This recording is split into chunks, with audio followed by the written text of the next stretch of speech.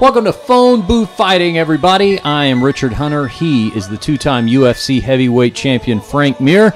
Kicking off another week of podcasting adventures with you guys. And we've got a very big guest to start things off. After I remind everybody, Frank, about phoneboothfighting.com, the one place you need to go in 2017 to get up to speed on all things Phone Booth Fighting. I'm talking about our Amazon banner that you can click through and support the show at no additional cost to you when you do your shopping on Amazon. I'm talking about our Patreon link, which has our exclusive behind-the-scenes content that is available via subscription for as little as $1 a month. Show merchandise, official Phone Booth Fighting show merchandise, and in a matter of days, the ladies' shirts are going up. You know, the ladies, we're very popular with the ladies, Frank. I mean, you've known this for some time. It's all relatively new to me. But they have been demanding that they have a women's cut Phone Booth Fighting t-shirt. We've got that just in time for summer.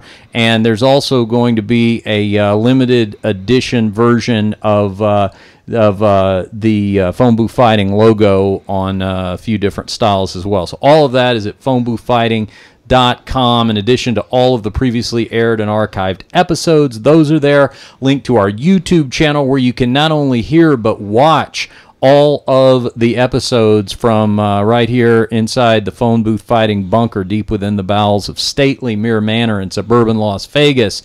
And why would you want to do that? Well, maybe you want to not just hear, but see the likeness of the American gangster Chael Sonnen, who is now joining us via Skype from his home in Westland, Oregon. Chael, how are you?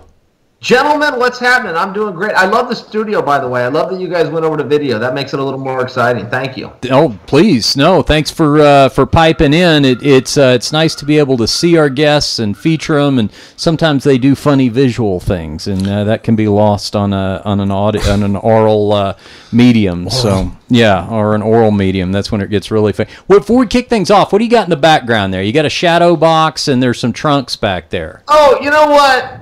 So that's actually a picture. I've had that for a while. That's from the WEC. Yeah. Now that belt, I actually never won that belt. I had a fight with a guy named Paulo Filho. It was for the championship. Yeah. It was the last WEC ever.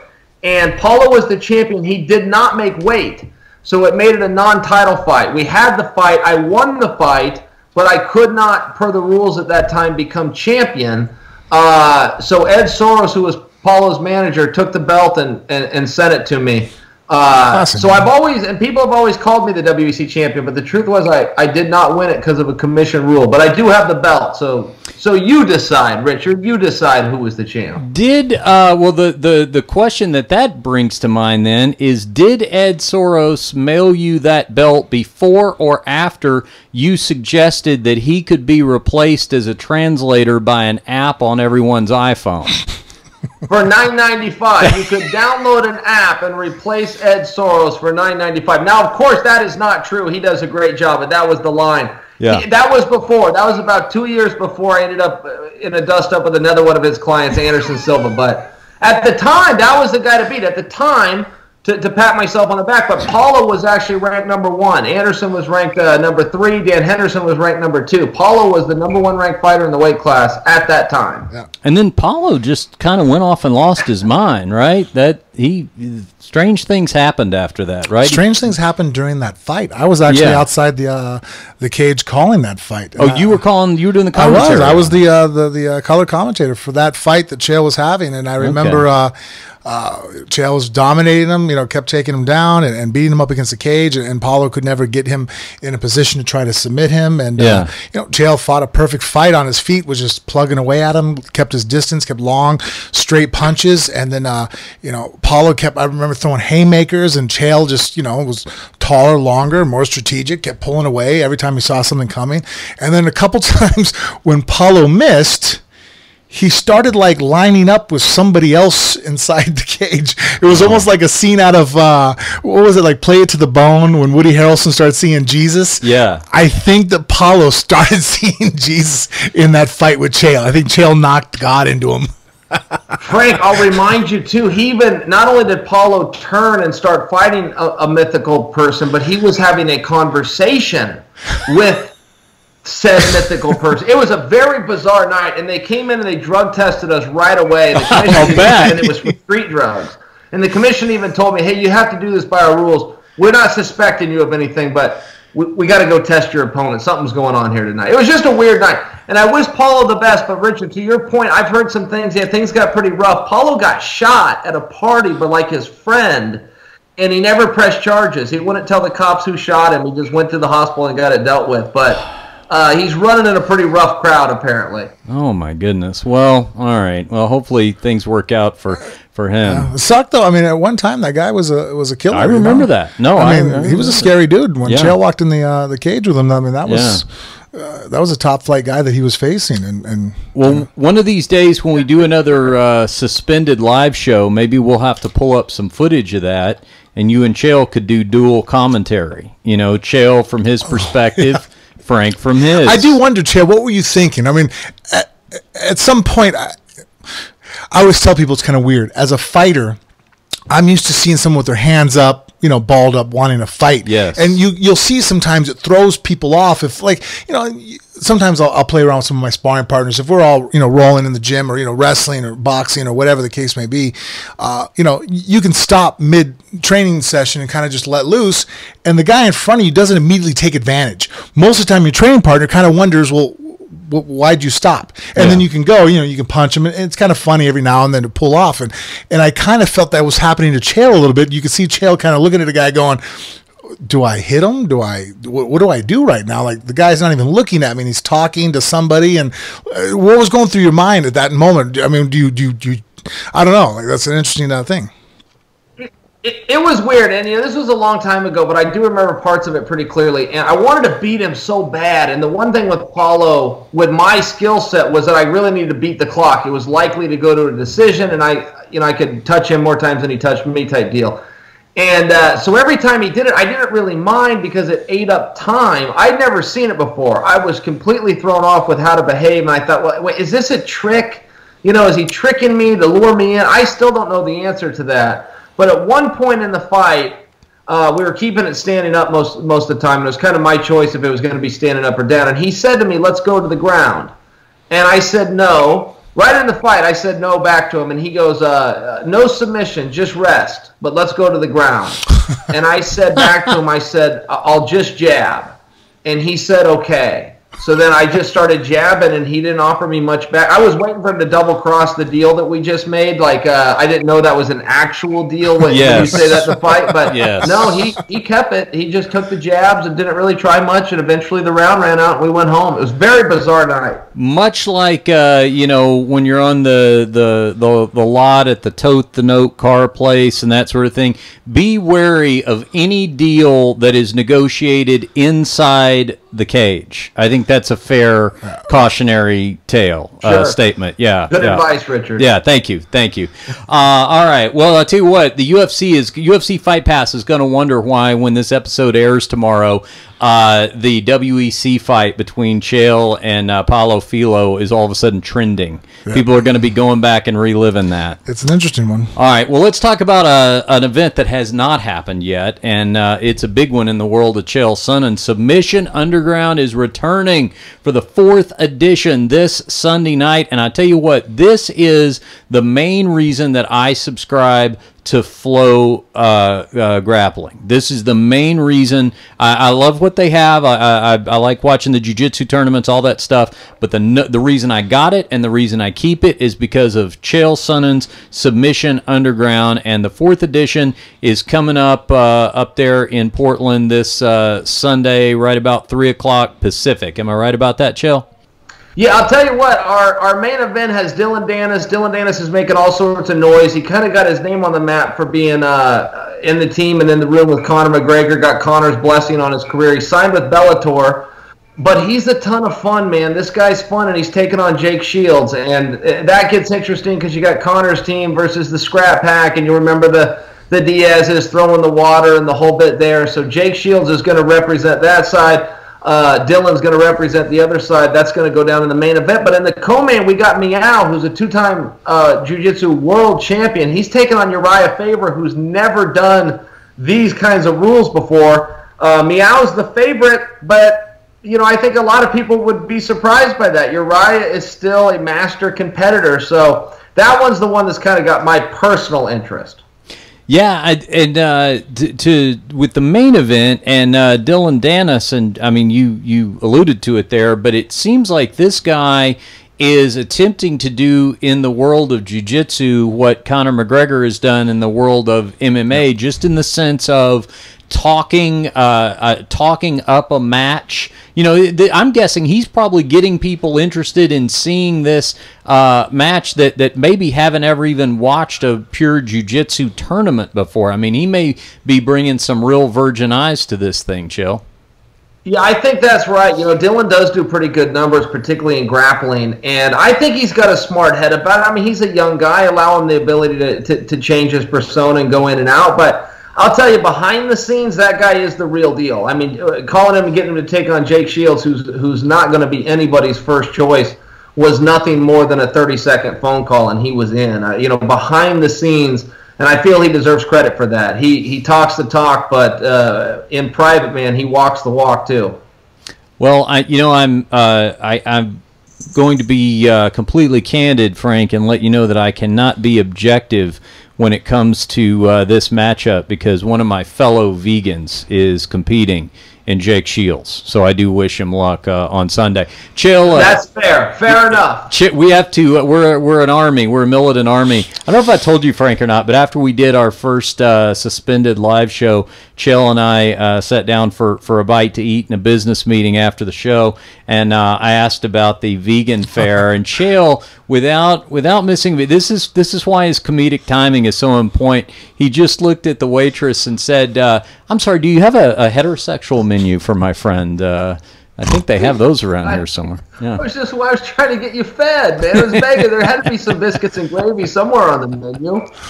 No, Uriah Faber's on this thing. You just mentioned that, but this Submission Underground, and I guess it's probably a testament to the reputation of the quality of the shows that you put on, Chael. Is it seems like every time you do one of these, there's not one, but there is a collection of notable, recognizable names from the world of MMA and UFC a lot of times, who just seem so eager to compete that, I mean, do you have a hard time getting anybody to say yes? Because it sure doesn't seem like there's a lot of people saying no. Yeah, no, we've had really good luck in people asking to compete and wanting to do matches, and that's what makes it fun, I mean, at the end of the day, you want to work with people that want to do it, and then we've got to do our job, too, get off the ground and show everybody that, we've got the smoke and the mirrors and everything else to make it fun. But other than that, no, we've had good luck. You want to know a match we almost had? I mean, yeah. Oh my goodness, we were close. We almost had Misha Tate versus Chris Cyborg. Oh. And even if it's a grappling match, I mean, the history there and the parity and finally getting those girls to resolve this thing, they were both on board, and it was like 3 days later, Cyborg got cleared through USADA, so all of a sudden she goes back. They're talking about number one contender and going and fighting Jermaine for the world championship. Lost the match, but that would have been a pretty cool one to announce. We also worked on, and we weren't as close on this one, but we worked on Demi Lovato versus Paige Van Zandt, which just for fun, just to get people talking, we would have really succeeded. All right, now was that, because I don't believe Demi Lovato and Luke Rockhold are an item anymore. Did it depend on that, or did those two meet because Demi Lovato was already involved in jiu-jitsu? I actually don't know the story about that. Any idea? Wait, can I jump in there? Yeah. So Demi Lovato actually goes with a guy named Bamba, who's a former UFC fighter and now is on contract with Bellator. Oh, okay. And I reached out to Bamba. And because Demi had gone on Ellen DeGeneres and said she's training with Jay Glazer out of Jay's gym, Unbreakable, and she went on Ellen and said, "I want to do a jiu-jitsu match. I'm taking this real serious." And Jay backed her up and said, "Yeah, she wants to compete." So I called Bamba. I got a great relationship with him. I said, "Bamba, man, I'd hate to lean on you for the fame of your girlfriend, but at the same time, it would be irresponsible for me to know how to get a hold of your girlfriend, see her on Ellen DeGeneres, and not make this phone call. And he just said, look, she's doing other things. She's enjoying training, but don't take this any further. And out of respect to him, I said, okay. All right. For now, let's see. Yeah, I was thinking that. When I said okay, I had my fingers crossed. All right. Well, maybe call him back, and instead of offering her Paige Van Zandt, offer her Anthony Bourdain. What's the guy's name? Bourdain, yeah. Wife that is either a brown or a black belt. Yes. He's the blue belt. She's the like you said, she's the high level belt. Did you know about that? No. Brown or black? I think she got her black belt. Yeah, Anthony Bourdain. Anthony Bourdain's wife is. I'll tell you where we see her all the time. She is always with John Danaher at EBI, and they'll usually both be on the mat, Chael. They'll be cornering, one of his leg lock guys, but she's usually there, like helping to keep time or something like that. You'd recognize her if you saw her. She has kind of like a dark hair bob, and he started training late in life and just got his blue belt. So as another old blue belt, I relate to him that way. So. Hey, Richard, you bring up Danaher. Do you watch the television show Billions by any chance? I'm familiar with the show. People tell me I should watch it, but I have not seen it before. It's fantastic. It's one of the best shows on TV right now. But Danaher, this last season, which just completed last night, Danaher was a return character. I think the whole season was 10 shows, but if that's true, then Danaher was in 6 or 7 of them. Really? And, he was Paul Giamatti plays one of the lead characters, and he was taking jiu-jitsu, and his coach was Danaher. But it was pretty cool. I mean, a cameo by Danaher, that's always a cool thing. Okay, now I'm totally sold on watching it. So that's a Showtime show, right? Showtime? That's Showtime or HBO. It's one of the two, but yes. Okay. It's definitely not HBO, so it's Showtime. Okay. All right. We'll get on Showtime. Cool. You know whose wife I think trains too that's famous? Who's that? Anthony Hopkins. And Anthony Hopkins, really? Yeah. Did he marry a younger gal? I mean, if his wife is his age, that would be impressive. Sure, and I don't think she's probably worthy of an AARP sponsorship for Submission Underground 5, if that's the case. Oh, we're just making all kinds of matches here. Let's see who else we can get into the fold here. Well, while Frank's looking that up, this is excellent news that there's another installment coming up Sunday, and for those who haven't seen one of these, you do so well really put not only the quality of the matches, but putting on the show around it. And I think you sell these out every time you put them on, don't you, up there in Portland? You do them at Roseland Ballroom? That's right, yeah, and we do sell them out, and then the little fine print on that is the venue only seats 1,068. So we play a pretty small house, but out here in Oregon, the next step we could go to is almost 4,000. I don't think grappling on a Sunday is ready for that. Some people do, but I'm not quite ready to throw my money behind it. And then we go to a 17,000 seat venue, which the UFC's played a couple times, as has Bellator, and we're just not that kind of a market yet. So yes, they sell out. The other side of it is it's a pretty limited number of tickets, but it creates for a really good audience. Richard, I feel like you're playing your cards a little close to your vest. I know you know of one more really big match that's out there in the world of grappling, but I noticed you haven't spoke of it yet. Until now. We are going to reveal here on Phone Booth Fighting. That's what we call a lead-in that I just gave you. Yes, it is. Do you see I threw you a softball right down the middle. Let me tell you something. We just, not to bury the lead here, we're going to break this news momentarily, but I already said this to Frank, but I'll tell it to our listeners. After doing one show with you on stage, Chael, here in Las Vegas, because the whole deal was to do one of these suspended live stage shows and do it as a kind of a beta test, see if we want to do more of them. You and I sat down that night after the big show at the Stratosphere, and I told you, I said, I completely get your timing. You get mine. We're good with this. We can do good things in the future with this live show. So what he did there was very, very smooth. The man's a fighter. You didn't have any. You didn't sneak in some sort of program at Columbia Broadcasting School or something nobody's aware of, did you, Chael? Stop, Richard. Right. You're feeding my ego. I appreciate it. But without further ado, here's the big news. Big match. Here's the big news. All right, everybody knows that really the mecca of jiu-jitsu competition is the much revered and respected and coveted every other year ADCC tournament that goes on in Abu Dhabi. That's fair, right? You're an ADCC winner, then it's like winning a gold medal in the Olympics. Olympics of submission grappling. Yeah, exactly. You claim that for life. So they do the big tournament, lots of weight classes, male and female, but they like to have super fights. They like to have competition between recognizable names to mix in amongst the tournament bracket and everything. And this year they have a doozy, and frankly, it's one that could not hit any closer to home for me. One of the competitors is Mr. Chael Sonnen, who's up here on the monitor. Chael, you have accepted the invitation to grapple at ADCC. You had a different opponent originally, yes?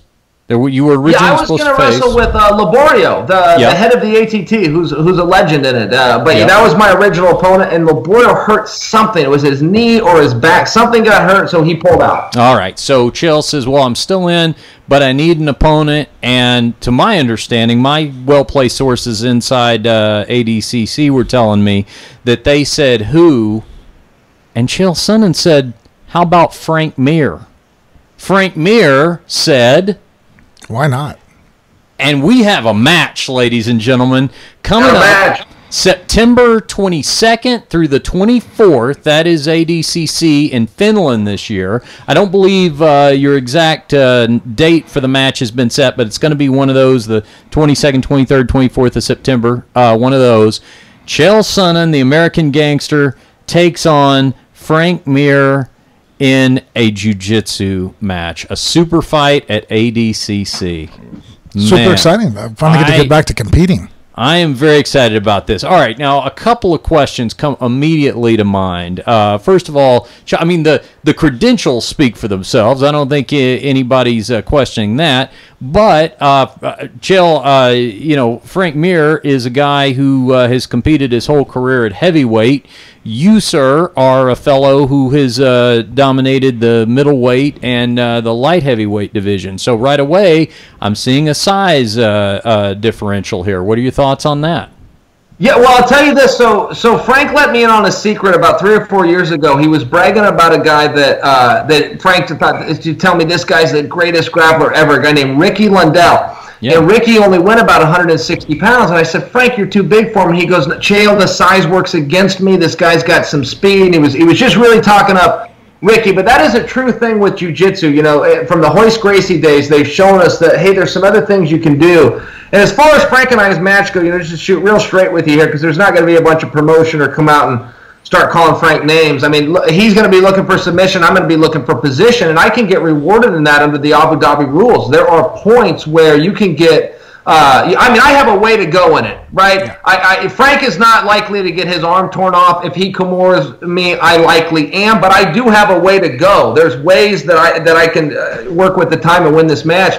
But I can tell you, and I feel like I'm speaking for Frank, he and I's careers will end the same way they started, which is as fans, man. We are such big fans, and Abu Dhabi, Richard, to your initial point, is such a big deal that Frank and I were like, look, if we got to wrestle each other, but that's what it means for us to be part of this and get to see all these other awesome matches and all these other awesome super fights, then we'll bite the bullet, man. Let's go do it. It's historic. It's a really big deal. It's a really big honor, and we just couldn't turn it down. Frank? Yeah, I agree. And it's funny because I think a lot of people in combat arts, they misunderstand that. Like, well, are you guys friendly with each other? It's like, look, man, you don't have to hate somebody to compete hard. In fact, 99% of the time, you compete hard against your friends because whether you're in a college wrestling room, high school wrestling room, if you're in a dojo, if you're doing judo, whatever the case may be, whatever sport you're competing at, if you're on a football field hitting somebody, most of your hits, most of your throws, most of your takedowns, most of your submissions are going to be on your buddies because you're training and you're going to be competitive and you're in the gym and you're going at it. So as far as stepping on that stage and competing, everybody that is at our level flips a switch, we compete, and then we turn it off and go back to, like Chael says, watching the other guys go at it and enjoying a trip to Helsinki. All right, I am counting on that because I like you both. I consider you both friends, and I don't want you to do me like my parents did and start badgering me about which one of you I'm going to go live with. All right, will you promise me you're not going to? Well, I wasn't worried about that at first, but now that Joel's out of the picture, there might actually be a real issue. That's right. That's right. Yeah, we're both vying for your attention now, Richard. There might be some truth to this. Well, one of the things that we want to pull off in doing this, and I just couldn't be more excited about this. It's been hard not to talk about it for just a little bit of time that everybody's been trying to work the details out. One of the things that I'm really excited about is the possibility of doing an international on-site podcast. And Chael, I mean, I think this would be the perfect opportunity for us to take these live stage shows that we've been doing in conjunction with you, and let's go to the Netherlands with this thing. I know we got a lot of listeners over there who would love to see us take the stage live. Would you be up for doing that? Oh yeah, hey, Frank and I already got tickets, Richard. All you got to do is book yours, man. We're already, we're in. Okay, all right. Well, we need to. I'll put on my my promoter's hat, and we'll start contacting some venues. I tell you what, I actually have experience touring in the Netherlands with my band. Yeah, I have played in Finland. I need to stop saying "really" when you tell me new shit about you. Well, here's the cool thing. Here's the cool thing about that area. Is that, Finland, Denmark, Holland, you can drive, I mean, you can be in another country in a matter of hours by car, by train.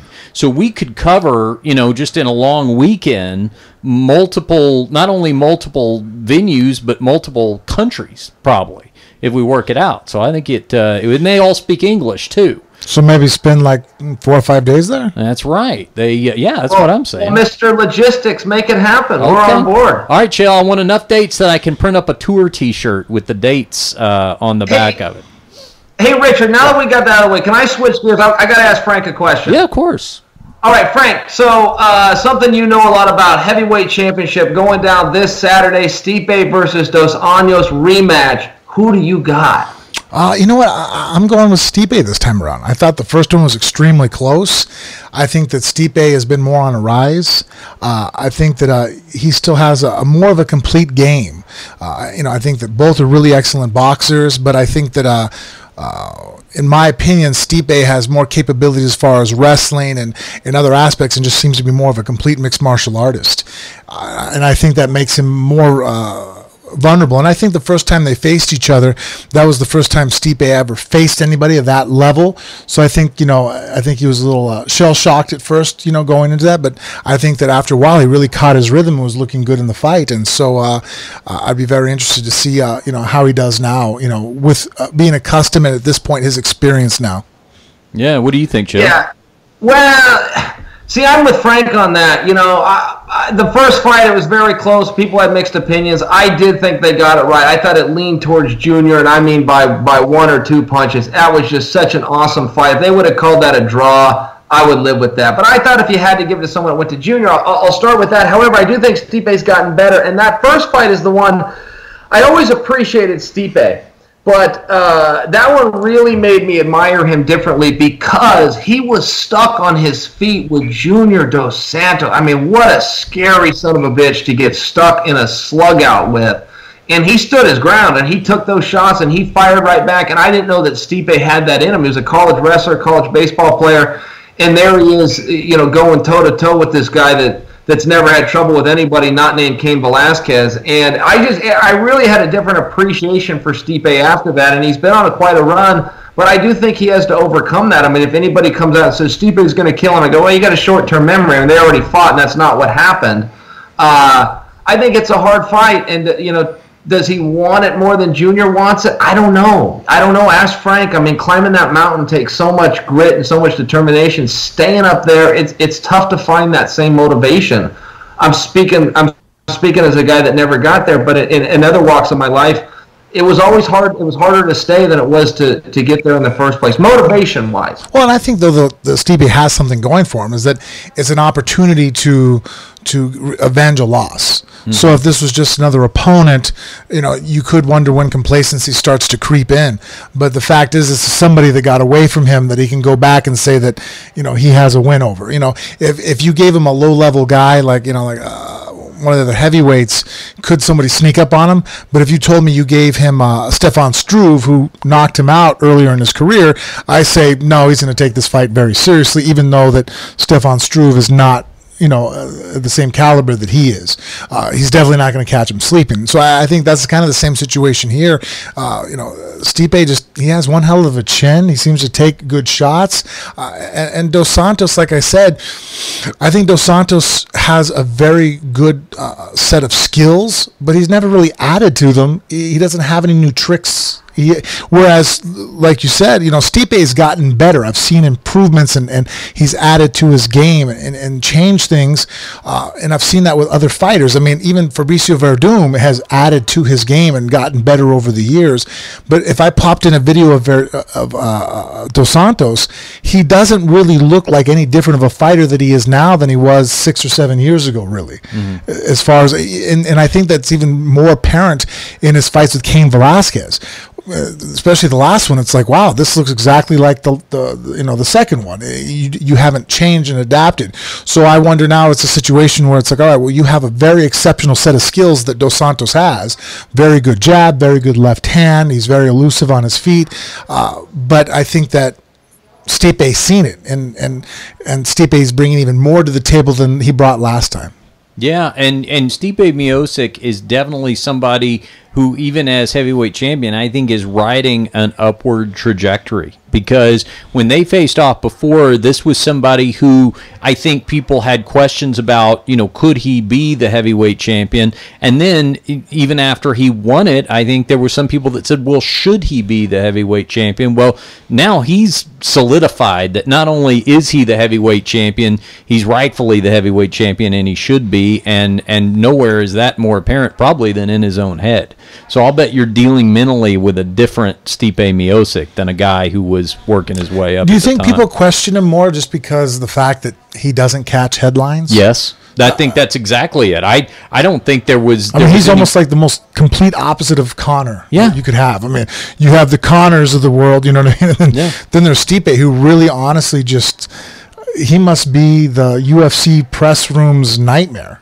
Just by being a nice guy, and I think still a fireman. I'm not even sure he's quit his day gig yet. So, Richard, let me jump in on that.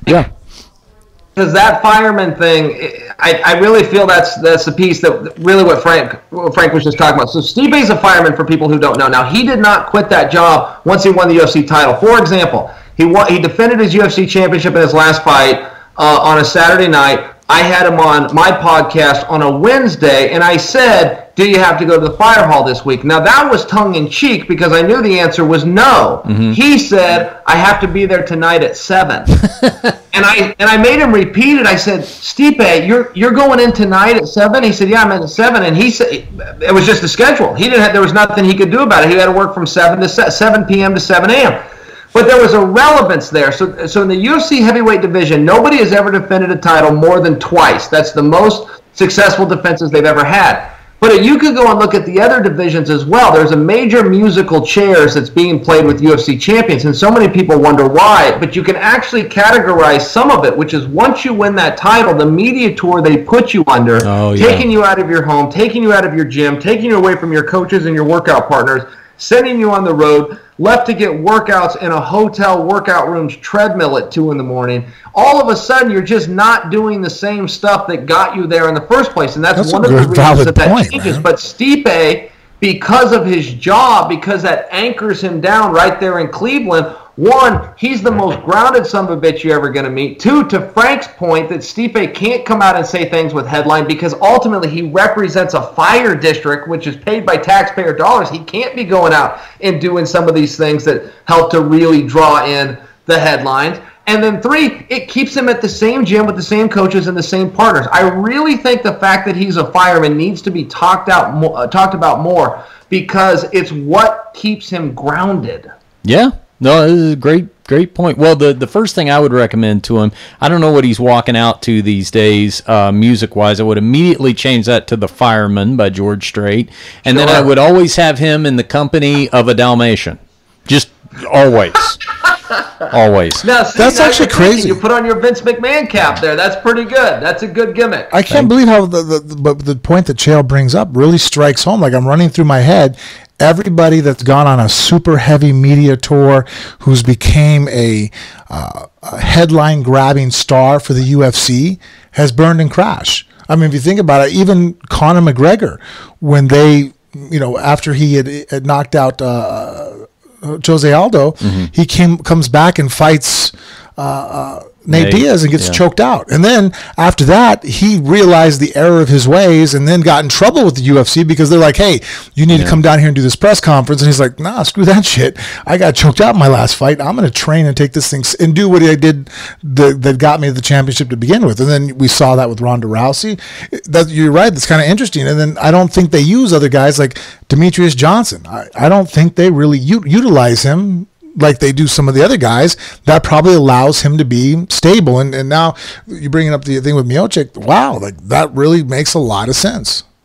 You can check out Chael Sonnen's twice weekly, now 3 times weekly podcast at Your Welcome over there on Podcast One. He's also got Beyond the Fight. I subscribe to both of those. I don't ever miss an episode. And before we let you go, Chael, we would be remiss if we did not mention the changes that are going on over there at Your Welcome. People want to get the whole story. They, of course, can download your episodes. You detailed everything on that. But when you were here in Vegas, you had your former co-host Joel with you, and I know there's been changes over the last week or so. So just real quickly for our Phone Booth Fighting listeners who maybe haven't caught you in the last week or so, explain to everybody how you're. I guess you're flying solo again over there now, right?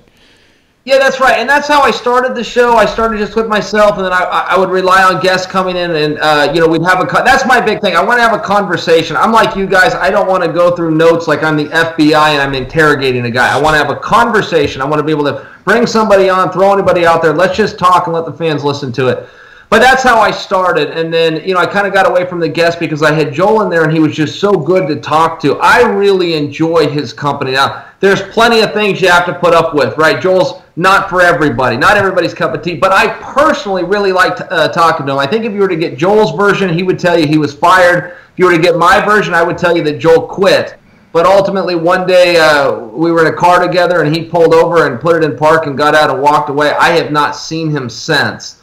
That's a very fitting way for Joel to leave. But ultimately, that's the short version, and it's the oldest expression in show business, guys. The show must go on. Somebody's got to be a professional that shows up and gets the content out and gets the advertisers, reads in and gets the listeners' content done. So that's all that happened. I don't have much of a better story than that, but there you go. Well, I've had more than one relationship in that way, where she just says, let me out here. And we didn't get back together. So that's... Hey, Richard, I got a relationship put together the opposite way. Yeah. The woman I am now married to, Miss Brittany, broke up with me, and I didn't know how to handle it. So 2 days later, I just acted like it didn't happen. Called her up and asked where we were having dinner, and she was so thrown off. She answered the question, and we went and had Mexican. And now we got 2 kids together. Congratulations on that. I Don't take no for an answer. Don't only if you're good looking. It only works if you're good looking, man. Act like you never heard the conversation. If you don't take no for an answer and you're ugly, it's called being a stalker, and you get like a restraining order put on you. Ugly people can't do that shit. This is lost art. I know a guy that stalked a woman. They got 4 kids. You should hear this guy tell the story.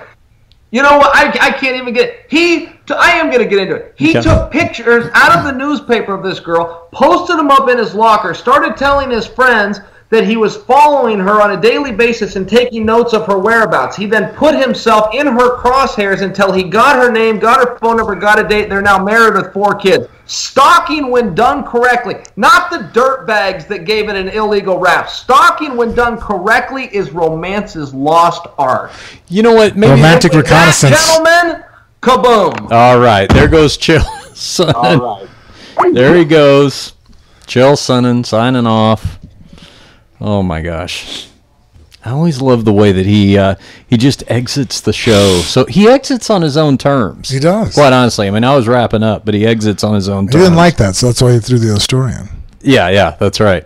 All right, we've got a in-studio guest, and we're going to take a second and reset the studio here. So we'll introduce you to the latest person to visit us inside the phone booth fighting bunker. Joining us now inside the phone booth fighting bunker, Frank, is one of your former striking coaches, Ken Hahn. Ken and I are meeting for the first time. It's nice to meet you, Ken. How you doing, man? Glad to be here. Now, do we have Ken's mic up there? Yeah, just hold it up real close. There we go. So, Ken, I remember you for a couple of things. I remember seeing you on Ultimate Fighter because you were assistant coach on there, right? Was that your season 8? Yeah. Okay, was that when you coached against Nogueira? Yep. Okay, that's right. Remember that. And then also, did you start working with Frank before the first Nogueira fight? Do I have my timeline right there? The first fight was Hardock, right? Oh, Anthony Hardock. Okay. The And then the fight after that was, I think, Nogueira. I think that's right. Yeah? Something like that. No, it was Brock, I think. Well, no, because you had already fought Brock once. No, yeah. And I fought Hardock, then Brock. No, after you fought Brock, after you fought Nogueira the first time and knocked him out, because that's what unified the heavyweight title. What? Yeah, at UFC 100. Yeah, but that was the second time I fought Brock. Right. Yeah, but you knocked out Nogueira right before you fought Brock at 100. Right. Okay. But I fought Brock the first time before that. Yeah, that's right. But Hardock was before Nogueira. And Brock. Oh, he was? Is that right? Okay. All right. Well, you know what? You should win this argument. I mean, all is right. If the sad part is I have to Google myself right now because I don't quite know. Yeah. The good news is, Ken, he should have won the argument. The bad news is that's just tonight. Any given night, he might not have won that argument. So that's okay. Oh, this is good. Travis is being helpful. He's Wikipediaing your record. So we'll get to the Anthony bottom of this. Hardock, Brock Lesnar, then Nogueira. Okay. All right. There you go. So anyway, Ken, you guys have worked together a number of times in the past, and you're gonna go shooting with us tomorrow. Is that what we're doing? Yeah. Okay. Ken is a really good firearms expert. Oh yeah, fellow firearms enthusiast. Oh yeah. Yeah. Big time. Yeah. Did you guys already have that in common when you met Frank? Yeah, we both liked firearms, and actually, I think that Ken was already more advanced than I was, but I think that was when you really started probably heavily getting into the training aspect of it, right? Yeah. So I actually probably got to meet Ken started training with him when he was still at the beginning of his learning career, that aspect of it, and now he trains people at it. Oh, okay. So you had fired a weapon before, but Frank probably got you into all this. Okay, first we're going to crash our car, and then it's going to explode, and we're going to we run actually out met of the guy flaming that first vehicle started. and all that. Tom was probably the first one to start you on that path, right? Yeah, but I think when I was at Cobra Kai, because I remember the first time I met you, and you were like, "Why are you wearing that belt?" Remember, I had that tactical belt. Yeah, and you were yeah. like, what's up with that? And then I was like, "Oh, I'm into shooting, and it's a shooting belt." And I think that's when we started getting into The conversations. Yeah. Then we went to Citadel. Yeah, that's right. We were at the Citadel. We ran into a guy that was a fan Yep. who happened to be really good with firearms too. That then took us out and started teaching us stuff. And Ken really was much more dedicated. And spent a lot of time with him. Him and actually Yoriko too. His wife is actually a little assassin too. Oh, okay. Well, we had more free time than he did, so we took advantage as much as we could. Yeah. Now, where are you from originally, Ken? Originally, Big Island of Hawaii. Okay, all right. Is there as much shooting culture over there? I wouldn't think so. No, they call it, the nickname is the land of the fist because you can't run away. If you're on that that's island true. and you make trouble, they're going to find you. It's only 3 hours you go around the whole island. Yeah. So you're not run and hide, and everybody knows. What are gun laws like? I think just in shotguns, Hawaii? right? I don't really know. It's I think it's pretty bad where you can't have AKs and stuff like that. I think it's just shotguns, maybe hunting rifles. It's pretty strict. Yeah. I mean, even the gun ranges, I went there and I was pretty good at shooting, so I go, okay, I'm going to go and have fun at this gun range. I go into the gun range, and they go, okay, who are you? And I go, I'm pretty experienced. Okay, you can go and shoot. Well, this guy comes back, gives me the gun. I go to the gun range, and I'm like, wait a minute, I can't shoot this. He goes, why? Because there's chains attached to the gun, so I can't point it anywhere at myself to Wow. kill myself. Really? But at the same time, I can't bring it up, so I'm face, trying to shoot, and then the guy's laughing. He goes, "Oh, I thought you were really good." Well, I never thought I was going to be shooting chained up, and I couldn't move my gun up to my sight picture. Wow. So That's how it is at the it's carnival. crazy. At the carnival shooting gallery, Yeah. so you but can't it was walk away worse. with But it's two on each side, so Yeah. Well, they might as well just throw the gun in a vice, right? yeah, pretty much. I mean, Wow. it was terrible. Now, so when did you move away from Hawaii? 18, I went to college in Colorado. Okay. Oh, okay. So, yeah, I left. Okay, so basically the entire time you've been an adult, you've been more out in the southwest area. Mm-hmm. I see. Okay, and then martial arts. How'd you get started with coaching and all that? Well, I think, martial arts was my whole life. Yeah. Both sides of my family were really big into martial arts. My grandfather went to Japan, was on the judo team in Japan.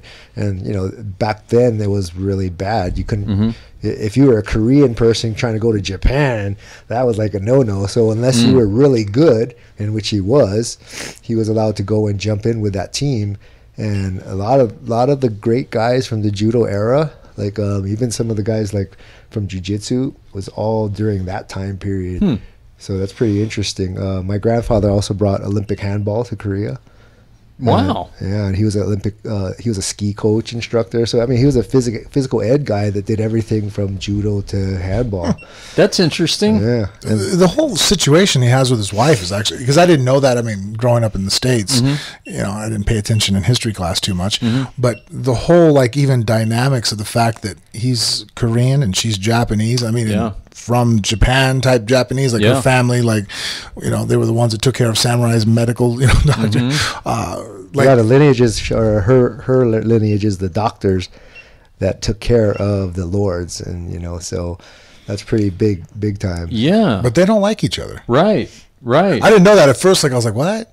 What I mean? Yeah. Just being, a dumb white guy. I'm like, wait a Yeah. minute. You guys don't get along? He's like, no. And then, a little bit of Googling, and I'm like, oh, shit. Yeah, I see why you guys don't like each other. There's a lot of anger there. Was that anything you had to kind of overcome with your families coming together?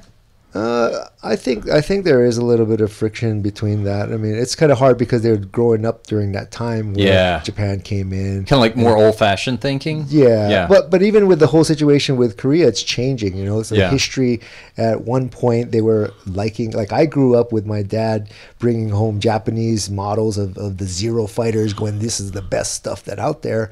And then it switched in the 90s. Then the mentality of everything is Japan's bad and everything, and all these things about the history of the Korean women that were brought in as slaves. I just saw a thing about that on the news recently. They were trying to put a statue up right in front of, I think, the Japanese embassy or something. Yeah, I mean, the problem is they never want to let it go. I mean, how many times did someone say they want sorry? an apology from Japan again about the women?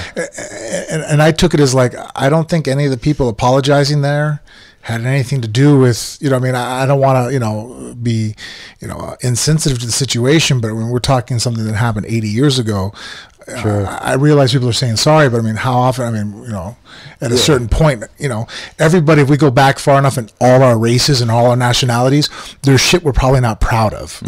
Sure. Yeah. Yeah, that seems to always be. When you just look at who we're allies with now that we were enemies with before. I mean, Japanese bombed Pearl Harbor. Now, we have official state visits with them, and they're allies. I did have I don't know if you know, Ken, or not, during the day I work at a brothel, and I did have some Japanese media come out and visit us recently, and they drove from Vegas out there. It's about an hour outside of the city. And you have to drive right by Mercury, where it was one of the atomic bomb testing sites. I didn't mention it to them, but it did occur to me. I was like, I wonder if they noticed that on the way back. Because they do have the historical marker, oh, yeah. That's the part that actually does blow me away, because if you think about it, if someone had dropped a bomb in the U.S., in Southern California, and killed 80,000 people, at a certain point, if you grew up here in the Southwest, you're probably related to somebody, knew somebody that was incinerated or affected, or caused to be homeless, or one of the worst cartoons I've ever seen in my life was what was it? Grave of Fireflies. If you ever just want to feel like you're ready to just, you're looking for that final push to go over to the darkness, watch this movie. I still want to punch the guy in the face that showed it to me. Okay. And it talks about that era of kids being, stranded away from home, torn families, and how they dealt with it. The movie ends like shit. They all die. Just, spoiler. You're really building it up. Right? No, it's horrible. The whole movie's fucking horrible from just the get-go. It sucks. It sucks. And so I think about that, but then we can actually go over there, could you imagine? That's the part that sometimes, like, I've always wanted to, I look at Yorko and we can actually be friends. And I'm like, shit, I don't know if it was reversed, if the U.S. citizens, if we would be that complete, that's a good question. Like, would we be okay with that if it was a cold culture people that bombed us? I know that they attacked Pearl Harbor, but it was like a military base. We bombed a civilian area. Sure, like a city. I don't know. Like, that to me is just, that's always been something I'm just like, wow. Like, are you guys okay with this? Really? Like, I think you go ahead. Huh? Plus, those intern camps that the Japanese soldiers were, Japanese born, came to America and fought for us. That's right. And, there's a lot of movies about them. Lost their homes and stuff. Yeah. Oh, yeah. You hear George Takei from Star Trek talk about that a lot, because he had to live in one of those when he was a child. And that's something that the U.S. has apologized for. I think it'd be the kind of thing, to answer your question, that our entire way of life would have had to have just been summarily decimated, and not just part of the country. Like, the whole thing. Like, it would have just been a total reset on us and our way of life to even be able to get in that mindset of forgiveness. And I think that's probably where Japan was at that point, was, because that was back in the emperor age and all that sort of thing. Yeah. Well, they invented corn syrup. I've always heard that joke. They got back at us then, didn't they? Yeah, now we've all got diabetes. Who's screwed now? They're winning the long game. Yeah, that's right. Absolutely. Yeah. They're killing America one burger at a time, man. So how did you Ken, so we know when you kind of started training Frank and everything, and it was interesting because, as I recall it, you were kind of you were the first guy to be credited with bringing Frank's striking game up to a level where his jiu-jitsu game already was. Because I think during that first fight with Nogueira, a lot of people expected maybe closer to the outcome of the second fight with Nogueira one way or another, being decided on the ground, but that was decided on the feet. What'd you see in Frank that you thought there's a striker here? Well, I think the biggest thing is that as a striking coach, I could see that he already had the ground game. So for me to get someone that was willing to learn the other side and not just stick to what he's good at, and followed me, then I could put together a program that would really help him go to the next level. And at that time, MMA was either striking or grappling. Yeah, that's right. You didn't have that guy that grew up with everything. Yeah. So we were from a time where you chose one art and that's it. Yeah. You're shunned or kicked out. I've been kicked out of every organization that I've been a part of because I chose to broaden my horizons and learn something different. So I started off in Taekwondo, and then as soon as I wanted to do something else or teach, I think the biggest thing is that my Taekwondo instructor in college said, "Hey, only Koreans can be instructors." And then I was like, well, I don't think that's right, because if you're good and you can teach it and other people get better, then you're an instructor. It doesn't matter of your race. So that kind of really shunned me away from staying with one organization. And so my mentality was, I want to be a martial artist because I love it. But at the same time, I want to be recognized as someone that knows what's going on, not just someone that's a phony and or went through one system only. So now you have to respect me because I've been there for 20 years. Have you ever seen the Kyokushin karate competitions? They're pretty brutal. He actually is a world champion at it. Yeah. So going back to that whole thing of where I started. So my grandfather did judo, but on my mother's side, her brother was 8th degree Taekwondo Olympic coach, you know, so I had that side. So both sides, I had some kind of martial arts background. When I went to finishing Taekwondo, I got it to a 2nd degree, and then that whole thing with the instructor stuff, because they wanted me to become an instructor, and then, you know, that way I'm kind of like with them forever, you know. But I was like, wow, well, Taekwondo has limitations. There's no ground, there's no face punches, there's no low kicks, so it's an incomplete system. Now I understand it's a sport version of the real original art of Taekyon, but Taekyon was based on dismounting guys from horseback. Right, so that's why you have the flying kicks and all that stuff. Okay, and Taekwondo is pretty much, you know, 80% kicks. Why? Because that's what it came from. We were during war. You know, you got to run and jump and fly and kick someone off the horse. That's what you're gonna do. I mean, look at the karate. It was against the samurai with nothing but your hand because you were a farmer. Yeah. So I'm going to use my empty hands, or I'm going to use some kind of improvised farming tool to go fight samurai. Wow. And be effective. Wow, so the one punch was developed so you can break through that armor, or, you know, destroy the guy with one technique, because really that's pretty much all you had. Because after that, you know, they got swords, they got everything else. So you had that one opportunity. So you train yourself with that mindset, you know, that you can go in there and you're going to do that one attack, but it's going to be all or nothing.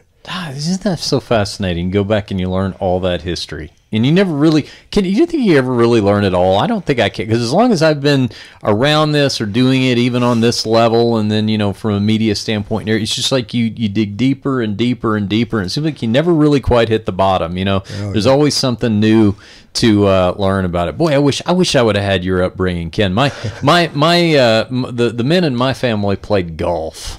That's all I got. Well, I mean, another interesting note is I fought my parents the whole time for martial arts. They didn't want me to do it. Oh, really? Yeah, they were the typical Asian family. It's like, you're just going to study. You're going to be a doctor, you're going to be a lawyer, but that's what's going to be. Yeah. And for me, you know, I mean, I tried to study as much as I could, but my real, you know, calling was, hey, I can do martial arts. I don't have to think about it. I naturally do it, and everything comes into play. I think this is my following. But then I turn around, my parents are like, no, that's a hobby. You're going to graduate college, and then after that, you're going to do something with your life, but it's not going to be martial arts. It's just a hobby. Wow. You know, and that kind of motivated me to do everything opposite. I'm like, okay, then I got to prove it that this is. So, you know, I married a Japanese wife, but even before that, I went into the Japanese society, lived with a master from Japan that was a Kyokushin All Japan champion, you know, and pretty much didn't speak Japanese, but looked at body language and just did whatever they said, you know. But even through that, because I was the only Korean with an all Japanese organization, I got beat up and whatever, but that made me stronger, you know. And then I got to a champion in that system. I got to 2nd degree in that system. And then here we go again. I want to do Muay Thai. Well, then you're out. So then I got kicked out of Taekwondo at 2nd degree. I got kicked out of Inshin Karate at 2nd degree, and then I went to Fairtex and started my Muay Thai career. Yeah. And, you know, by then I was kind of pretty much getting older, but I realized that Muay Thai had something with MMA. So when I was there, you know, Jake Shields was there, all these guys were there, but, you know, the funny thing is the Muay Thai guys were always, hey, you can have the MMA guys because they're going to grab you and throw you down and do all the stuff that we don't want. So you're the guy. So that's kind of how I got pushed into the MMA thing, you know. And then I wanted to be a trainer, so I said, okay, give me those guys, you know, and I'll work with that. And I kind of built myself a niche, being able to go with those guys and bringing grapplers and giving them striking and stuff like that. Funny thing, do you know who we coached? No, who? Tim Sylvia. Oh, he was in the other corner. With our fight. For your fight. That's how we really first met. Wow. I was thinking that. I was like, I don't know, that's the first time we met was in Cobra Kai. Like, wait a minute, I remember when we first met. Yeah. Oh, wow. Yeah. Wow. That's interesting. Small world, right? I mean, that's how it is when you're battling. Yeah, well, that's funny because that's not the weirdest corner man story you've got. Because don't you have the story of like the best man at your wedding was cornering Roy Nelson? James, he trains James. Yeah. James cornered Roy. Yeah. It was the best man at your wedding. Yeah, that was weird. That was a little odd. Yeah, you know, to sit down on the stool and look over and be like, "Hey, man, what's up?" You know what I mean? Like, you know, in between rounds, we go, you know, like. So like you're telling him how to hurt me better, you know? Yeah. You're still remembering the toast that he gave at the reception, right? Yeah, I thought we were friends, man. That's interesting. So where do you? So you live here in Las Vegas? Yes. Okay, and then where do you kind of base out of? Where do you train Right now days? I'm out of Robert Drysdale's gym. Yeah, he's there at night after we get done. That's why a couple times on Tuesday. Oh. That's why we're not taping on Tuesdays and Thursday nights. Yeah. Because I want to stay afterwards. Right now he only has the 8 to 9 o'clock slot. And so I've been bringing Bella there. So me and Bella get to take his class. You know what? I'm dumb then, because I have just recently started training there at Drysdale's, and I think it's because You've walked past him. Well, that's the thing. But see, I don't catch you when I'm fresh on the way in. I catch you when it's all I can do to crawl to the car. So I'm not busy paying attention to what's going on. Right? That's right. So you guys are in that front room. Yep. Yeah. I see the striking going on. I think Bendy does that sometimes. Do you know my friend Yes. Bendy Oh, yeah. Casimir? Yeah. That's what I was working with today. Bendy? Yeah, because cool. I went in there and Robert was jet lagged, so he wasn't in class, and Luca was teaching, and I looked over and Bendy was there, and I don't always run into him. I'm just like, and I told Luca to be respectful, like, hey man, I'm gonna step out of your class, you know, I'm gonna take the edge of the mat. Do you mind? And he said no, and I told Bendy, like, hey man, you know, show me footlocks, you know, show me some leg attacks, and he's like, okay, what do you want to do? I'm like, I'm a white belt, just show me some stuff, man. Let's go. And he started showing me some different combinations from Z-guard going to turtle and some of his concepts of, and I was really impressed. Yeah. I mean, there was a couple moments there. There was several times where I sat there and there was another black belt on the mat who kept looking over at us. I'm like, have you ever seen that shit? He's all, no. I'm like, holy shit. Like, that is really good. You know what I mean? And some of the concepts from wrestling and stuff I could see there. There's just certain principles of just the right body mechanics of moving. I'm just sitting there going, yeah, you should always off balance a guy this way. Damn, dude. Yeah. That guy, he's really cool. He taught me a lot about leg locks. I met him through a mutual friend of ours, Hedy Fazah, a couple of years back. And the thing is, the first time we trained, he was the first guy that I trained with that really knew I'm just blue belt now, but I was still white belt then.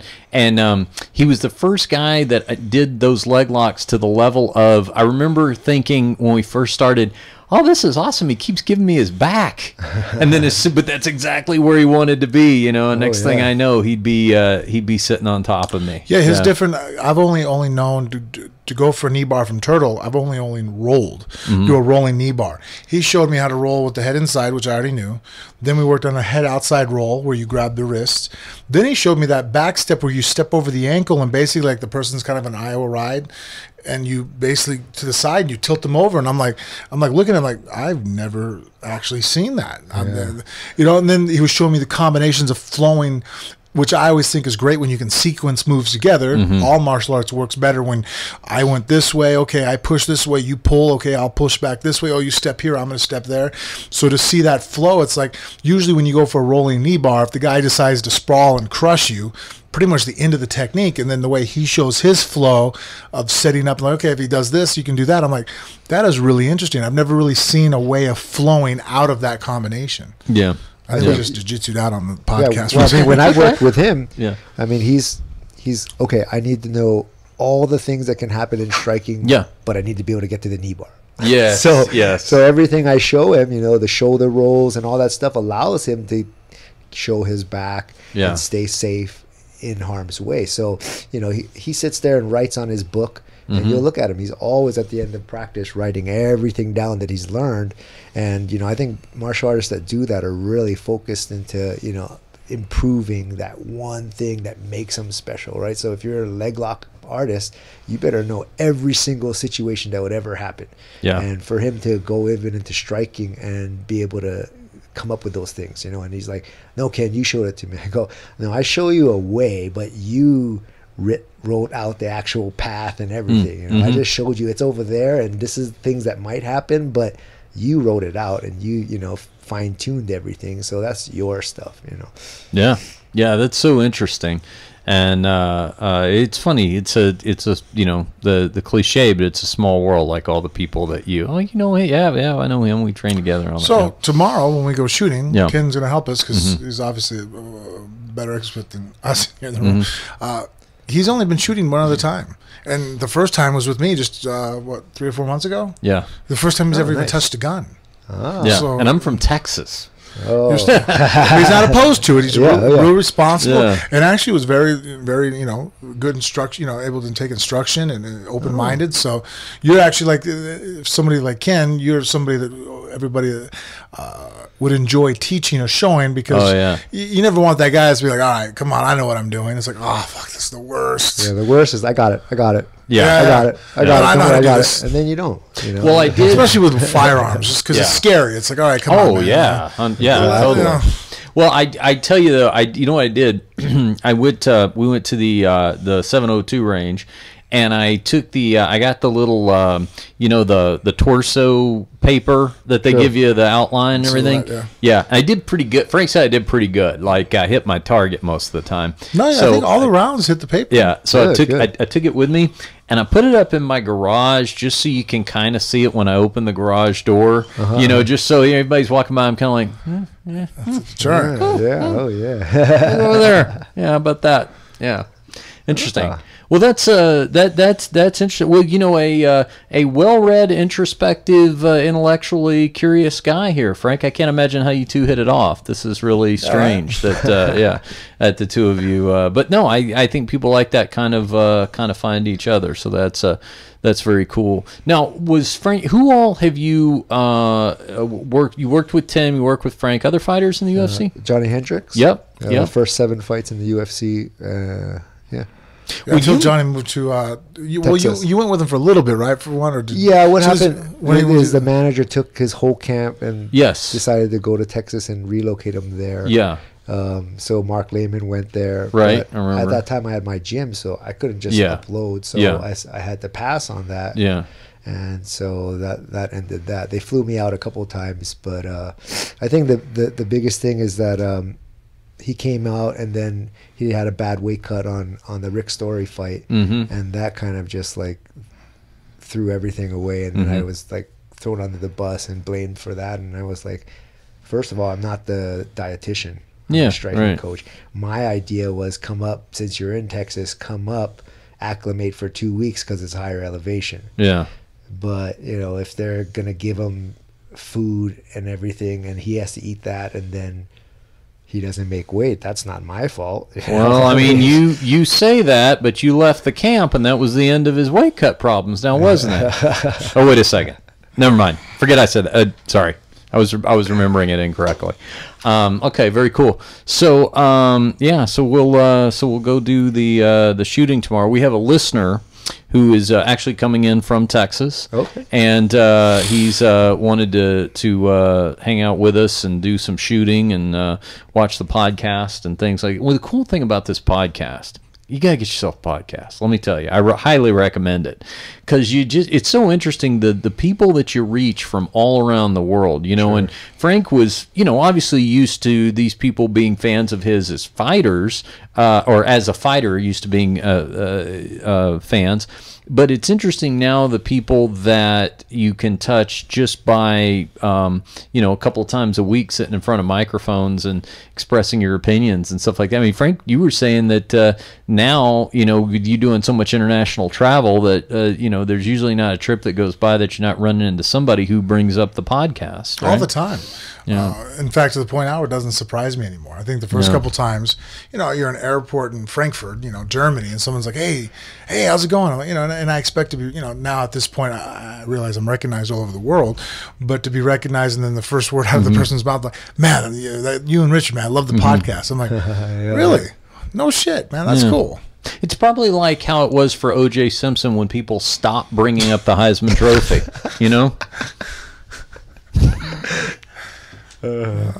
All right. So let's, I tell you what, if you don't mind, Ken, hanging with us for just a second, I wanted to pull up a few iTunes reviews. Can we do this real quick? Oh, Frank, we've got some, we're going to do them in a new way because we've got the whole multimedia component going. How you like our little studio here, Ken? Oh, I like it. This is fairly new. We're still a work in progress. We're still building it all out. But now we got the video component going and everything. We're going to let Travis pull up all the cards here just a second. If you go to our iTunes page, if you search Phone Booth Fighting on iTunes, you will see all of our reviews. And one thing that is super, super helpful and doesn't cost anything for anybody to do, but it's a great way to support the show, is click on those 5 stars. Give us that 5-star review. And if you have an extra moment, maybe write a favorable line or two. We like to read these on the air, and I pulled up a few, Frank, that I thought we would share tonight. So why don't we look up here at the Phone Booth Fighting Bunker monitor, and I'll let you have the first one. Tell us who sent it and what they have to say. Can I tilt the screen because I can't? Yeah, you can move it around just a bit there. I got too much. Can you still see it, Travis? It's good? Okay. Okay, yeah, because otherwise I have the glare of all the right. lights. Yeah. All right, this is from Solid Entertainment by Filthy Review. Filthy Review. Having listened to this podcast for a year, a few of my thoughts and opinions. 1, they make sure to have shows on a consistent basis. Content is always current and relevant, and upcoming fights. It's a very calming show, believe it or not. The chill level of Richard and Frank wears off on me as I listen to them at work. Richard is always objective, even on hot topics like politics, and Frank is never afraid to say he's wrong. No drama, it's great. They keep trying to improve the studio or content, and that's reassuring as a consistent listener. They're always trying to do better. Richard asks the best MMA questions, period. Keep up the good work, fellas. Come to Washington. Okay. Wow. Nice. That's very Nice thorough. question. Thank you, Filthy Review. Here's one from Slum Shady 989, Frank. He says, my favorite show. Man, I love these guys. I first heard the episode about Lamar Odom, and I've been hooked ever since. It's funny, I knew Frank from the UFC, but I recognized Richard's voice a while before I heard him on a post-fight interview, and I couldn't believe it. I've always loved the questions he asked fighters and Dana, so having these two on one show every week is great. You can't get more knowledgeable about MMA between the two of these guys, and I'm always laughing in bed in the middle of the night. And Frank, you ruined 50 Shades Darker for me because I was late taking my girl to it, and you said nobody would be watching that who listens to this. LOL, much love. Well, so yeah, Frank reviewed the 50 Shades of Grey sequel for us, and he was certain that none of our listeners would be tuning in, but Slum Shady there and his girlfriend were in the theater. Well, thank you for that review. What do you have here, Frank? This one from Chris, the 0455 Club. Richard Hunter will grow on you. That's a decent compliment, right? Sure. The more that you get to know him, the more you want to know him more. Great conversation with Frank Mir and guests. Well, thank you, Chris. Thanks for giving me the time to allow me to grow on you like a virus. All right. Here's one from Evil Timmy. He says, great podcast. I'm a huge fan of your podcast. My only complaint is that y'all aren't consistent with the length of and the frequency that y'all put them out, but that's just me being selfish and wanting more. Great job, guys. Thanks. Well, I'll tell you this. We do at pretty much all costs try to get 2 out a week. I know occasionally there may be with Frank's travel schedule or something. I'm something the one to blame. happens. Sometimes it's hard when I'm traveling through airports through Dushanbe or. But we still try. We try real hard, even when you're in a different country and all that. But I will tell you this about the length. We intentionally don't set any kind of parameters on ourselves for how long the podcast is going to be. I'll give you an example. The last 2 episodes we put out, one of them was about 40 minutes long, and then the one that followed was 3 hours and 20 minutes. And that 3 hour and 20 minute episode, which may be our longest, I've got to look it up to see if that broke a record.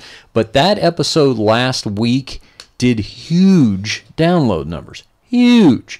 And it's like there's no rhyme or reason to figuring out, what people dig, except that it plays into kind of what you and I have thought about, Frank, where it's like, sometimes it's the episodes where there may not just have like one mega superstar guest on it or something, like we had Chael on tonight. I mean, he's always a huge download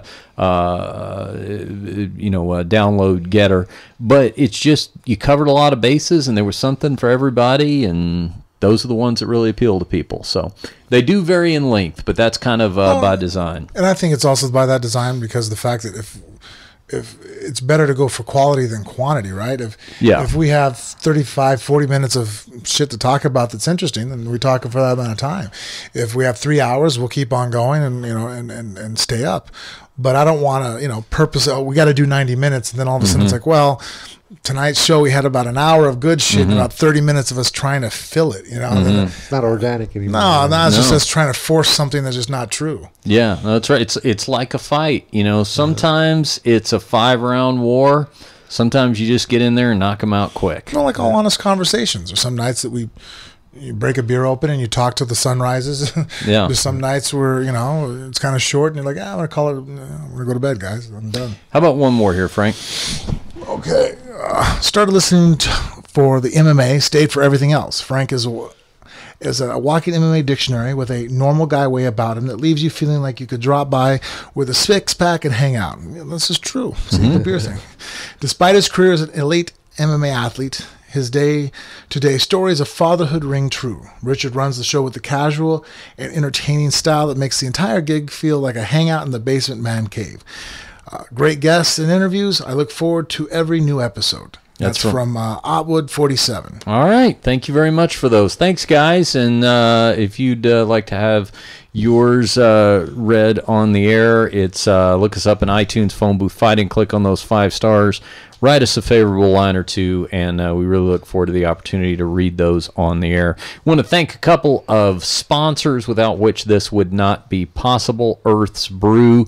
You've heard us talk about the all plant-based natural goodness of Earth's Brew. Go beyond relaxation with Earth's Brew, an alcohol-free way to relax in a state of mental clarity and get in the present with Earth's Brew. Right now, they are offering for Phone Booth Fighting listeners exclusively 10% off all orders at checkout when you go to earthsbrew.com. Also, we need to thank Real Water. Get real at drinkrealwater.com for always doing a great job of keeping us hydrated. And also, we talked to Ken earlier about Robert Drysdale. Check out Robert Drysdale's virtual jiu-jitsu academy. If you're not lucky enough to live here in Las Vegas and be able to train with Robert in person like we do, go to drysdalebjj.com for instruction from Drysdale himself, the multiple-time Jiu-Jitsu world champion and ADCC absolute champ. You can join today and start improving your jiu-jitsu at drysdalebjj.com/phone booth. And if you do that, use the coupon promo code phone booth and you will get 10% off your monthly and yearly membership. And here's the best deal of all. If you go and sign up for a year membership, Frank, that comes with a free Venom gi. And I'm enjoying rolling in my Venom gi that I've been sporting there at the gym. I like the lightweight gi, Ken, because I get claustrophobic if it's too heavy. So I like super it to comfortable. I like. I had mine for about 30 minutes, and I got to get another one now. Oh yeah, yeah. Rough. You big giant guys. You're always like, it's like bulls in china shops, right? Yeah, things are getting rough down on Frank's end of the mat. That's why Mrs. Mayor likes me. All right. Do you do social media at all, Ken, or anything like that? You like people to follow you? I have one called Striking Unlimited. Striking Unlimited. Okay. Yeah, also, just Ken Hahn on Facebook. Okay. And it was Striking Unlimited. Is that Twitter, Instagram? It's both? Instagram. Okay, Instagram. Okay, very good. All right. Yeah, give Ken a follow. Of course, Travis is doing a great job once again producing for us over here, and we like to send people to. Did you pick up a few Twitter followers, Travis? Did you happen to notice any increase in traffic? 2? Okay, well, somebody out there can be Travis's 3rd new Twitter follower by going to Scuba Tea Diving on Twitter. And the bonus content there, if you're a fan of MMA, is occasionally you get diving talk between him and Donald Cowboy Cerrone. That's we picked up Travis through Cowboy. He vouched for him, so it made it okay for him to come inside the Phone Booth Fighting bunker here. You can follow Frank Mir on social media, Twitter and Instagram at the Frank Mir. Facebook is official Frank Mir. Me, well, Twitter and Instagram is at Richard Hunter, and Facebook is official Richard Hunter. Now, everybody stand back, get out of the way. Here comes Frank with the plugs for how to follow the show itself collectively on social media. If you'd like to follow us on Facebook or Instagram, you can follow us at Phone Booth Fighting. If you want to be on Snapchat, or if you're on Twitter, you can follow us at Phone Booth Fight. All right. This has been another good one, and it's only the first show of the week, so don't miss the second one. Thanks to Ken Hahn for joining us in studio. Appreciate you being here, Ken. It was great meeting you. Look forward to shooting with you tomorrow. Yeah, I think we'll have a good time. Absolutely. Also, thank you to the American Gangster, Westland, Oregon's own Chael Sonnen, for coming on and breaking some huge news, particularly relevant to our own Phone Booth Fighting earlier in the show. And thanks to you for listening. For Frank Mir, I'm Richard Hunter, and we'll see you next time right here on Phone Booth Fighting. Everybody was kung fu